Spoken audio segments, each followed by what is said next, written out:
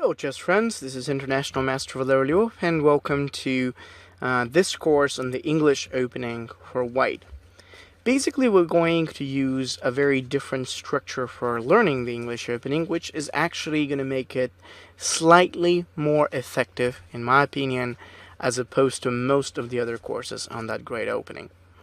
Most courses bring you to the theory, a lot of the major ideas, and then they show you quite a few games, which is a good approach. However, you can actually risk to lose yourself in the amount of big information when you're studying it.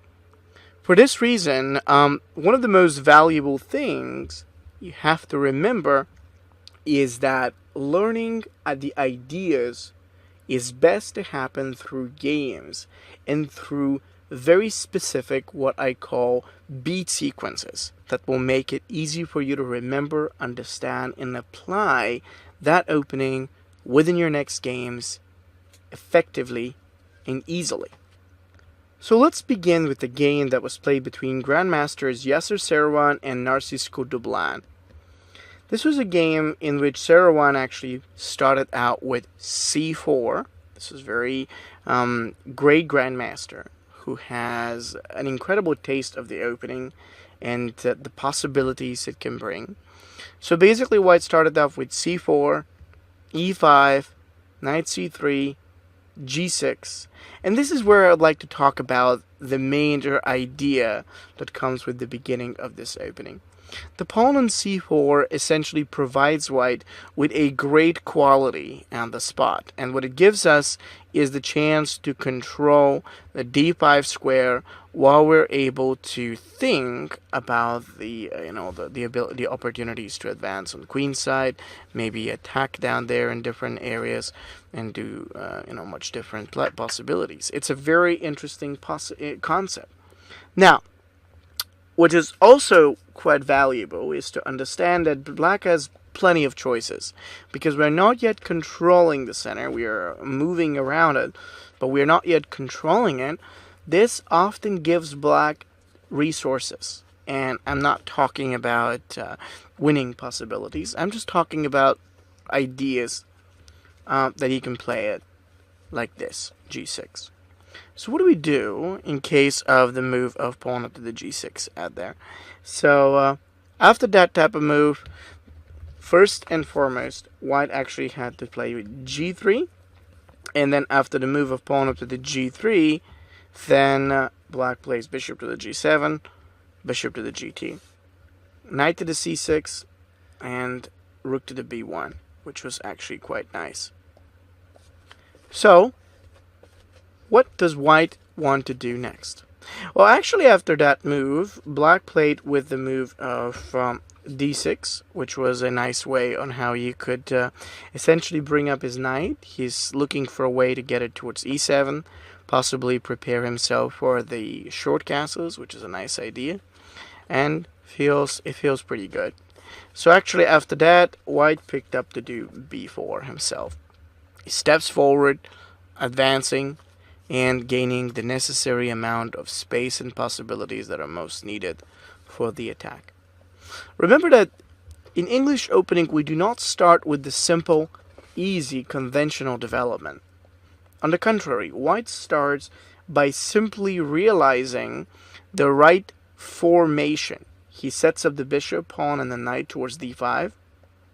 He has the b4, which helps him to get even more space on the queen side. And all those things actually seem very good. It's very interesting to see how that works. Step by step, white sets up the position to advance and possibly challenge on the queen side. So this is a great way to get going. After the move of b4, apparently now b5 and similar candidates are clearly coming. So what should black try to do? Well, actually after b4, black tried to play with knight f6. And after the move of knight at f6, white did b5. That was a very important candidate. See, so actually after playing with the b5, see, English is not based on theory. This is a very valuable thing to understand. English opening is based on the way and how we set out our pawns, and we get necessary control over some of the most valuable squares by our opponent. Like now we have the d5, we've got other squares. White can even think about moving like with bishop a3. There are plenty of great ways to follow. And so, after that, essentially black plays with the short castles, and then we play it with the move of knight to the f3. It's an excellent looking move in this moment. We have a great way to go and support the the d5. We also have the chance to castle, and it's great. One of the really important things in most times about development is just how we're able to set the pieces together.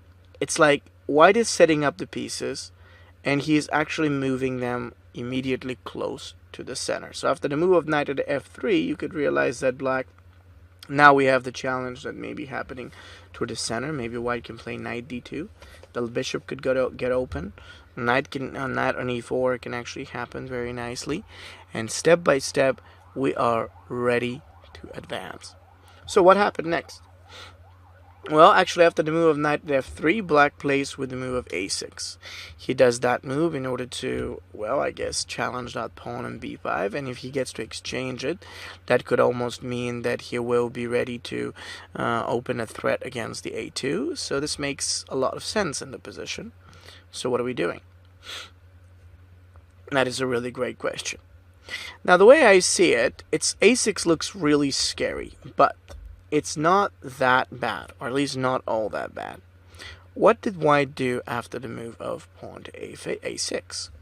Well, white picked up to play the move of a4. Smart, easy, it's a really good move, and what is so important is that we actually see the idea. It's all about, let's keep the pawn and the rest of our pieces right close, and the opponent's in a little bit of a backward position. So actually, that's great. Black is fairly passive. Now, remember this. You build all that with your pawns. You do not do that with any tactical moves or great resources or whatever. You set the pawns right, and you actually think then about, starting. Maybe you can think about the possibility to go ahead with maybe on the queen side. Maybe we can think about the king side. There are different ways, but it's actually quite good when we set it up like this. After the move of a4, black actually captured with 8x to the b. And then after the move of 8x to the b, white simply continued with the move of 8x to the b. Here, and knight to d2. What is quite great about this position is really the setup. The bishop is wonderful. The extra tension against b7 is happening. Knight e4 may be great to play out with. And, well, black definitely has a lot to worry. White's pieces are just going to enjoy the power and the strength to advance to an attack. So let's take a look. Actually, after the move of knight at the d2, then what should black do?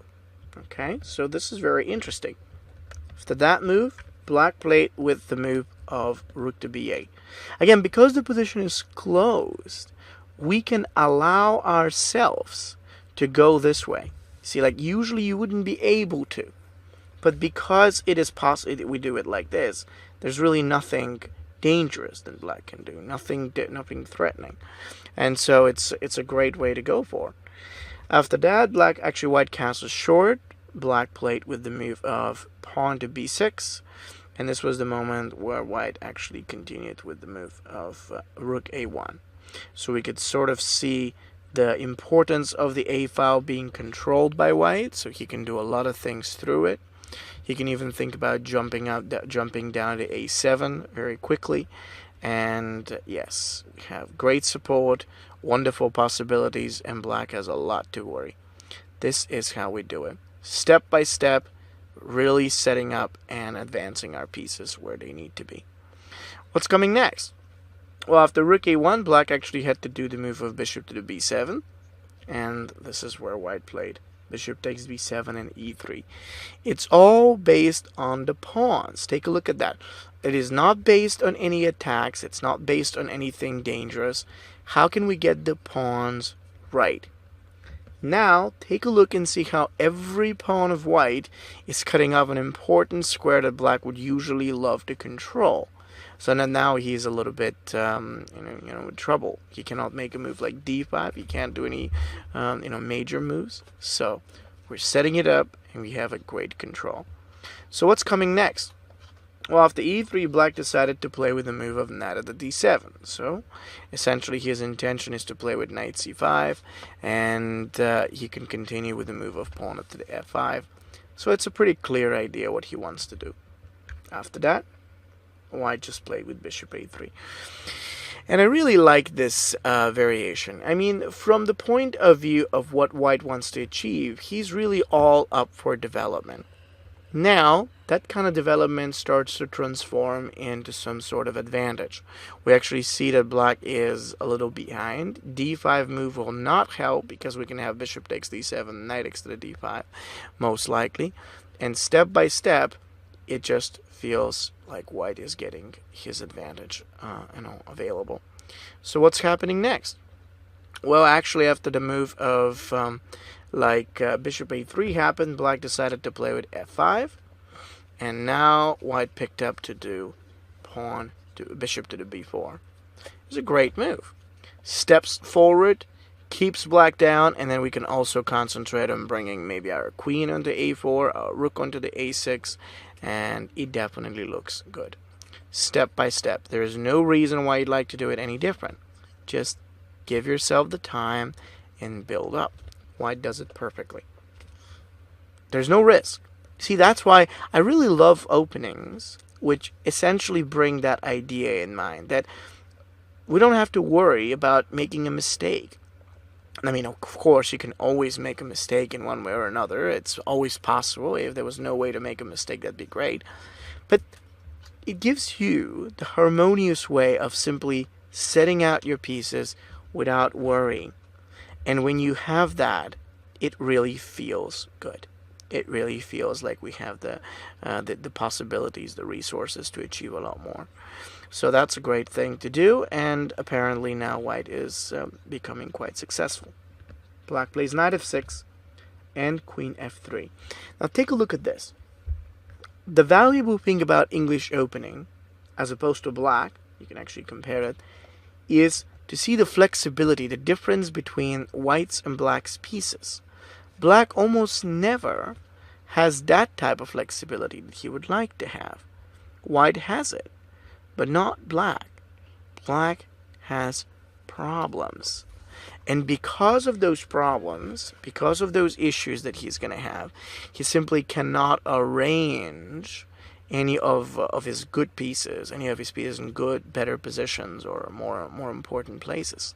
So we see the value being white gets the right squares, he challenges black, and now, of course, after queen f3, black has to do the only move, which is rook to the b8, and now white sets up with his knight, with his rook on the a7 square. It's a wonderful position for the rook. It's a great tension that it actually creates against c7, and there's a lot more to come from this. Yes, there is. This is good stuff. Step by step. See how white's position just grows one step at a time. It doesn't have to be anything too big. Just make your pieces advanced and keep making them more powerful and more powerful and more powerful as they go.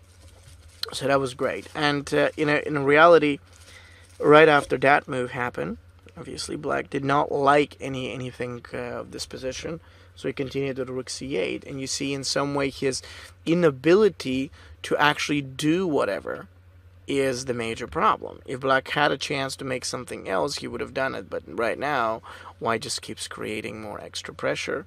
He has black down and a little bit behind, so that's a great way to go. Step by step, we make it right. Yeah, it's definitely true. And so what's going on next? I mean, nobody would like to be in this type of position. Perhaps black has to change things in a way. He has to shift, right? Well, yes, he should. But how? That's really the big question. How do you do that? It's not about whether he would like to or whether he wouldn't. It's about how can something like that happen. And truth is, it's just not possible. It's very interesting, but it's really not that. It's not that possible. And after the move of rook to the c8, white simply picked to play queen g2. This moment gives white a great, wonderful opportunity to even gather that queen and set it right back onto the g2. So we could use the power of that rook from a7, maybe even the flexibility of the queen to keep the opponent under some sort of pressure. Further on, white can actually continue with a move like rook to the a1. He can continue with the move of, rook to b7 if he wants to. There's so many good moves. And I can't say the same thing about black. Black actually looks like he's passive. Looks like he's got a big problem. And after that, he played with the move of h5, which resulted in rook a1, bishop h6, and rook to b7. It's quite pretty, as a matter of fact. If you really look at it right now, you get to see what this does. And what it does is we're getting the absolute perfection in terms of the way and how our pieces are placed. It's just great. What about black? I mean, what is he going to do? That's a really big question. See, queen d7 and rook a to a7. Now we're going very much astray the opening stage, because obviously white just keeps on building, and he even played rook takes to the b6, which resulted in black losing. As if he takes the rook, there would have been the take, and bishop takes the d6. But what really helps to see the amazing attack coming by white is the essence on how white handled the opening. Again, as you can see, I'm not just showing you little ideas. I mean, ideas are always nice. But what I really want to show you is how something like this works. And one of the biggest principles, and I really mean it, one of the biggest things about this game overall, is that you have to consider the opportunity to take some space, get control of the pawns, and then from that point on restrict your opponent as much as you can so that you could leave him behind. e3, bishop a3, and bishop b4, all those moves were really great, setting up that rook on the 7th rank and basically moving along the file. So white made it work brilliantly. There were the two rooks out there on the file. There was a nice challenge that was actually created against the c7, and there were white was just feeling so much better prepared. Now, I wouldn't say that black was bad or he had a really huge difficulty with his position, but white just felt much more prepared.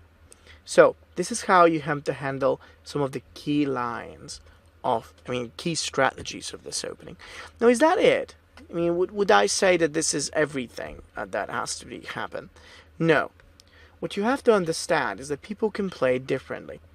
For example, let's take a look at this game that was played between Masters Brunello and Bruna.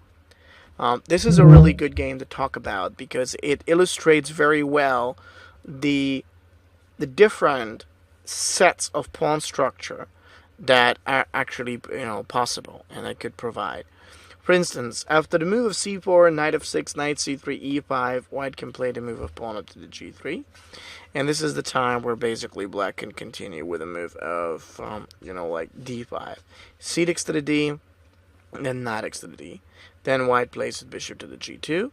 Then actually after that move, then we have knight f3. Knight c6 and short castles, and actually after that bishop e7, white plays a3, and so we see the idea. So white's setting up and preparing with the move of b4.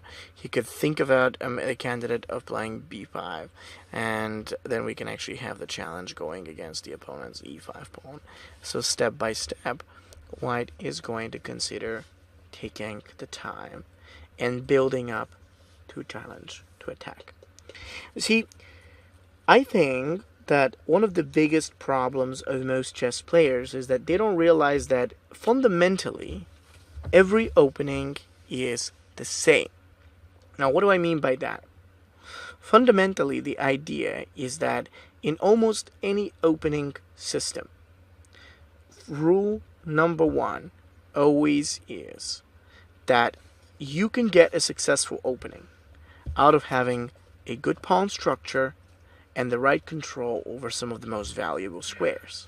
In that specific variation of d5, white's intention is to exchange the pawn, get the c file open, and now, despite him not having the control over the center, to build around it, preparing himself for a possibility to attack on the c file and do different things that will allow him to be more powerful.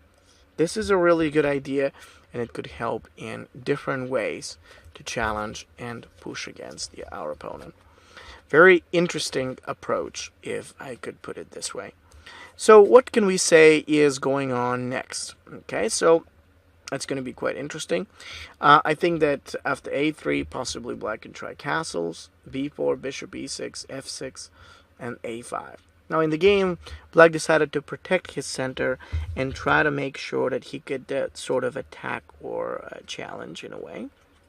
But it didn't feel too perfect in this case, because like in that specific position right after the move of pawn to a5, ultimately white picked up to do b5. He moved knight d2, and then there was knight x to the d5, bishop b2.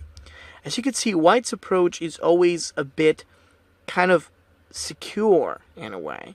He's not rushing, and he's not taking this too fast. He just wants to gain the time to wait a little bit until something becomes more clear. When we have a more clear idea on what this is going to be, eventually we could try to attack or do something else. So playing flexible and focusing mostly on the development is what is very, very necessary in such an opening, and white does it almost perfectly great. So after bishop b2, a4, bishop a1, after bishop to queen to the d7, white exchanges, queen c2, and queen to c4. Bishop takes to b7, takes, and bishop takes a8. What is great of this is that black is getting in trouble. He's not prepared to handle all those type of tactics. He's not ready. He does it, yes, he does, but he's not ready. You know, just the fact that he does that kind of stuff does not mean that he's up for it. So it's beautiful to see white's tactics. Black plays rook takes to the a8 in this position, and white simply does the move rook to the e1. He has a great development. He's pushing black down, and as black retreats, now white made a mistake of playing queen c2. Queen c6 would have been a big advantage, but again, that doesn't have to do so much with the opening. Now what we'd like to see is the strategy that white took. Again, a major guideline, so even if you forget the theoretical moves, you could still stick to it.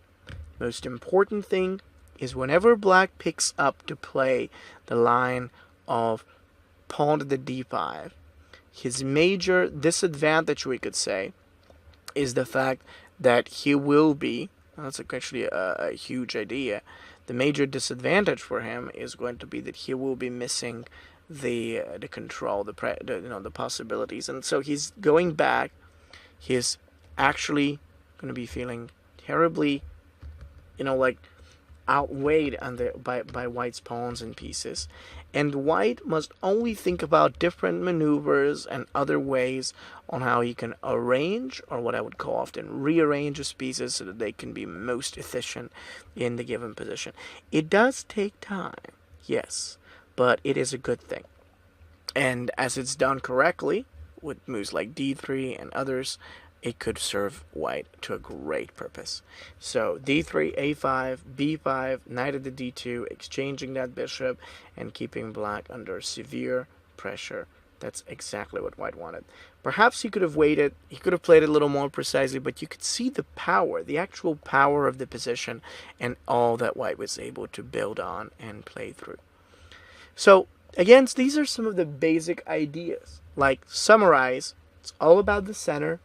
It's about flexibility and control, mixing strong pawn structure with flexible and active piece development, and letting the position to get ready before we actually choose to engage or attack over our opponent.